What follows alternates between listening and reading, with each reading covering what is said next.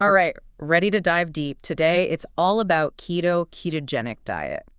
We're going to unpack the science, the potential benefits, maybe even bust a few myths along the way. I think it's going to be really interesting. Definitely. And to help us break it all down, we'll be using the ultimate guide to the keto diet. So by the end of this, you'll know if keto is something you want to explore. It's certainly a popular topic these days. There's so much buzz around it, Yeah, especially since it kind of turns everything we thought we knew about diets upside down. you're right about that. So let's start with the basics. What exactly is the keto diet?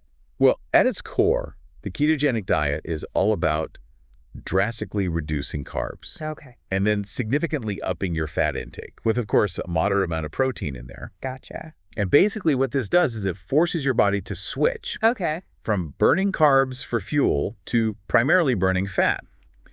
And this metabolic shift, it leads to a state called ketosis. Ketosis, that's where things get interesting. So can you break down what's actually happening in our bodies when we're in ketosis? Sure. So when you severely limit those carbs, right, Yep. your body, it runs out of its preferred energy source, which is glucose. Right. And without enough glucose coming in, your liver, it's pretty amazing, it starts converting stored fat into these molecules called ketones, Okay. and specifically one called beta-hydroxybutyrate. We'll call it BHB for short. This is good. So BHB, that's the most abundant ketone, and it essentially becomes your body's main fuel source. So we're running on fat instead of carbs. Exactly. And to achieve this state of ketosis, Okay. a typical keto diet recommends Yeah. about 70 to 75% of your daily calories Wow. coming from fat, 20 to 25% from protein, and then a surprisingly low 5 to 10% from carbs. That's low. Yeah, so we're talking about only 20 to 50 grams of carbs per day. Wow. That's like a single slice of bread can take up half your daily allowance. You got it. So it's a dramatic change from how most of us eat. But that drastic reduction, that's what triggers the shift into ketosis. It's like a total reset. Yeah. No, I was surprised to learn that keto, it didn't start out as a weight loss thing at all. Yeah, it's true. Really? Keto has these surprisingly deep roots in the medical field. It was actually developed way back in the 1920s Wow. by doctors at the Mayo Clinic. And it was intended as a way to treat epilepsy, Really? especially in children who weren't responding well to medication. That's amazing. So how did they even connect epilepsy to diet? Well, doctors had observed that fasting could actually reduce seizures. Interesting. But of course, fasting long-term, not sustainable. No, definitely not. So they basically created the keto diet Okay.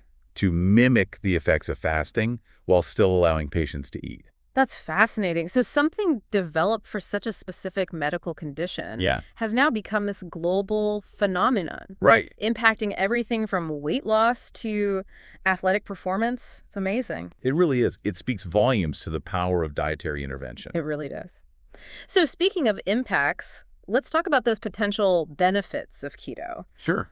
beyond weight loss. Right. What else is on the table here? Well, weight loss is obviously a big one, Yeah. but there's this growing body of evidence Yeah. that suggests the keto diet could also have a positive impact Okay. on a variety of other health conditions as well. Okay. Some of the areas of interest are blood sugar control, neurological function, and even heart health. Okay. Now we're talking. Can you break those down a bit for us? Yeah. Let's start with weight loss. How does keto actually contribute to shedding those extra pounds? Well, keto tackles weight loss on a few different levels. Okay. First, the high fat and moderate protein content, they help you feel fuller for longer. Makes sense. So naturally, that leads to reduced calorie consumption. So you're just not as hungry. Exactly. Okay. Secondly, by restricting carbohydrates, your body is forced to tap into its fat reserves for energy. Yep. So it's effectively burning stored fat as fuel. So it's all about shifting the body's primary energy source Exactly. from carbs to fat. Yep. And finally, keto lowers insulin levels. Okay. Insulin is a hormone that promotes fat storage. So reducing it further encourages fat burning.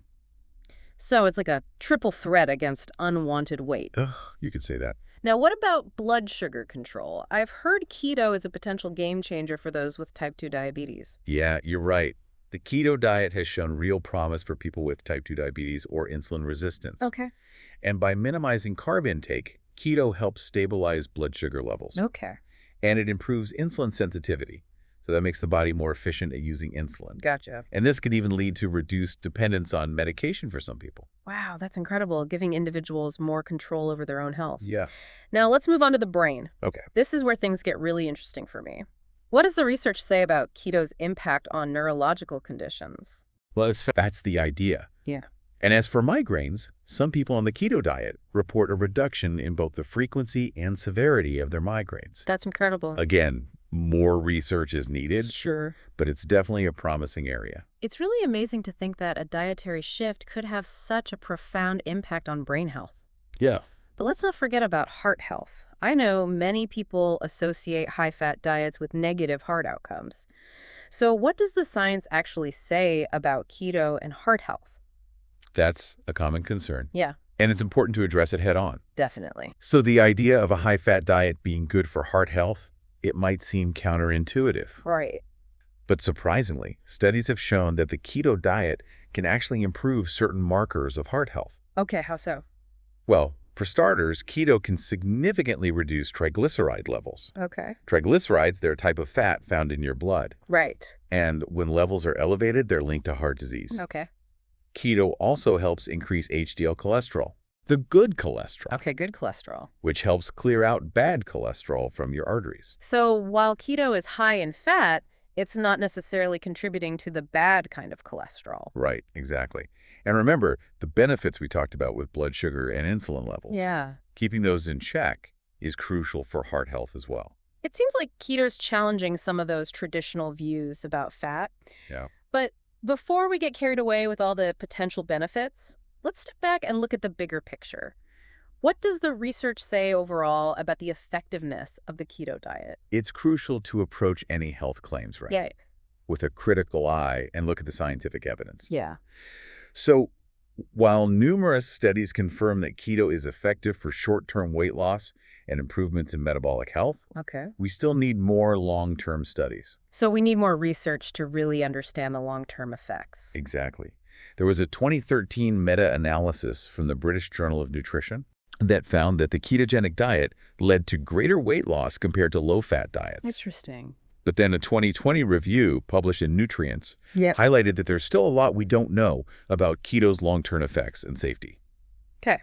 So there's still a lot to learn about the diet's sustained impact.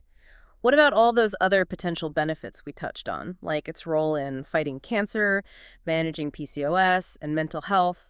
Is there any scientific backing for those claims? It's an exciting area, but it's really crucial to remember that the research is still emerging. Of course. There are some encouraging signs, Yeah. but we need more robust studies to draw definitive conclusions. Can you give us an example? Sure. So, for instance, some preliminary studies suggest that keto might inhibit tumor growth Okay.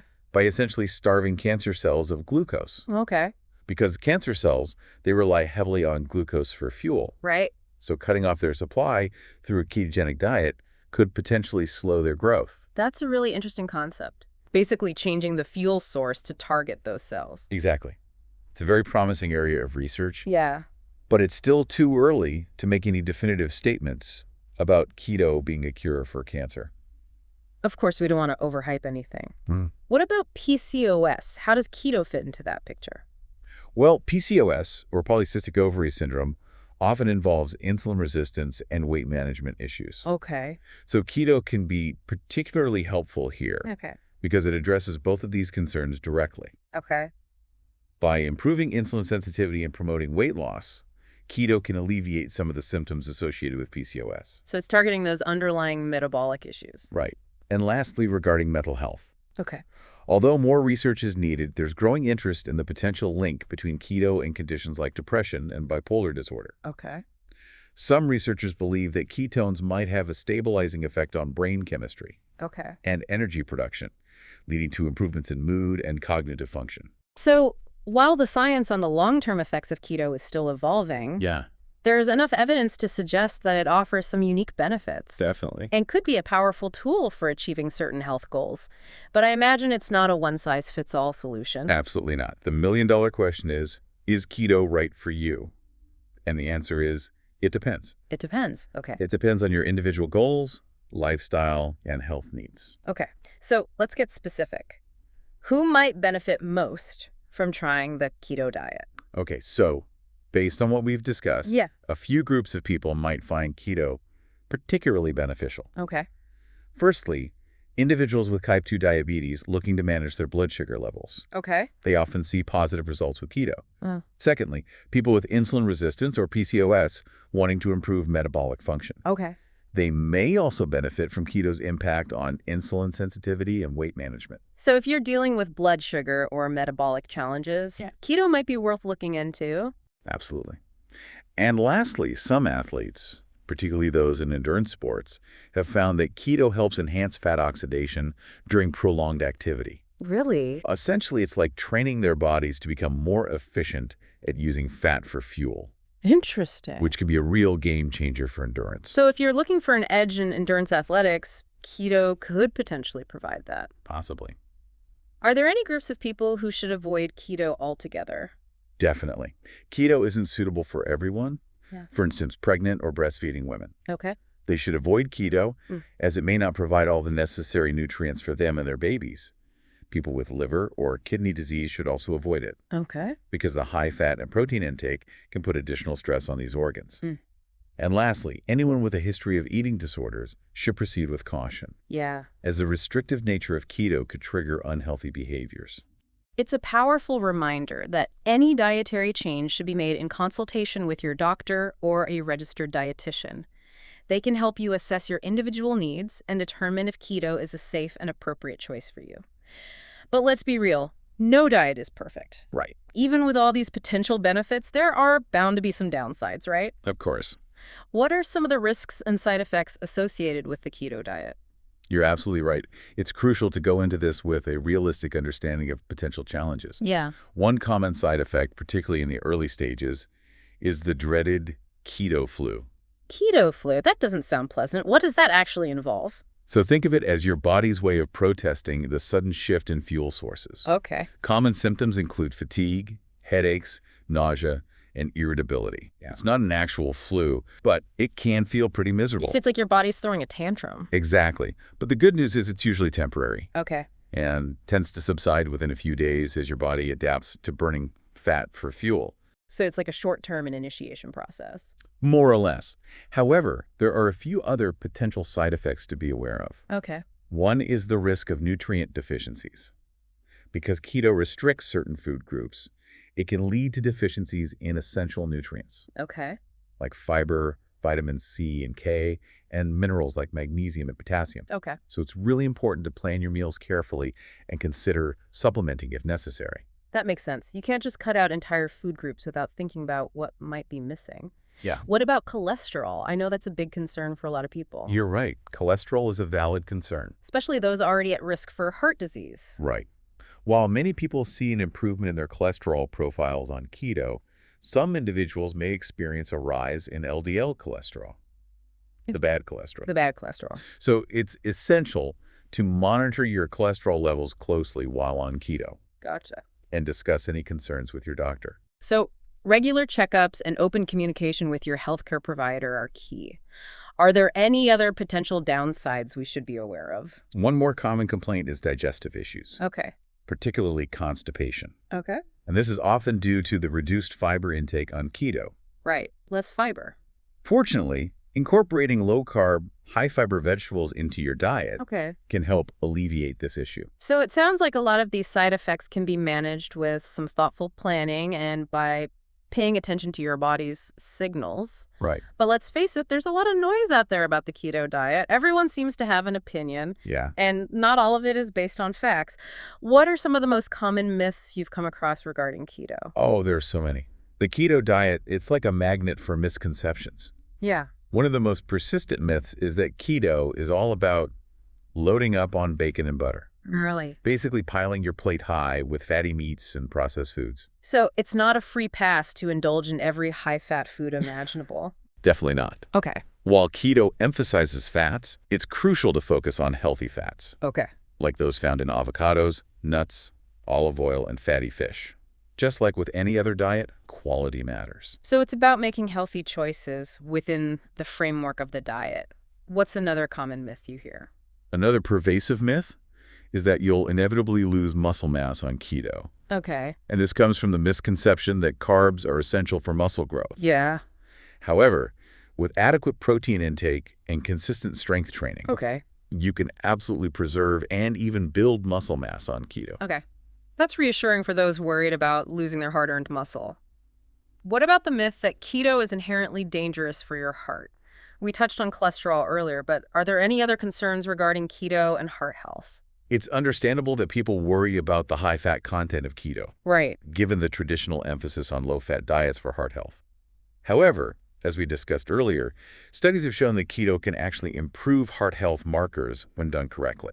Okay. It's all about choosing healthy fats, minimizing processed foods, and monitoring your cholesterol levels. So it's not necessarily the fat itself that's the problem, but rather the type of fat and the overall quality of your diet. Exactly. There's a lot of nuance to the keto diet. Yeah. And it's easy to fall prey to oversimplifications and misinformation.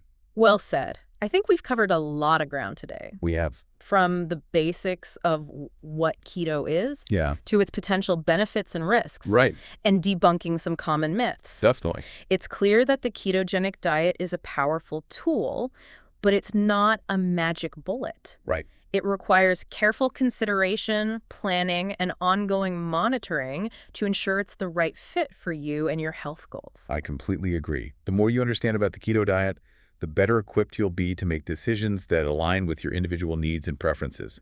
Knowledge is power. Absolutely.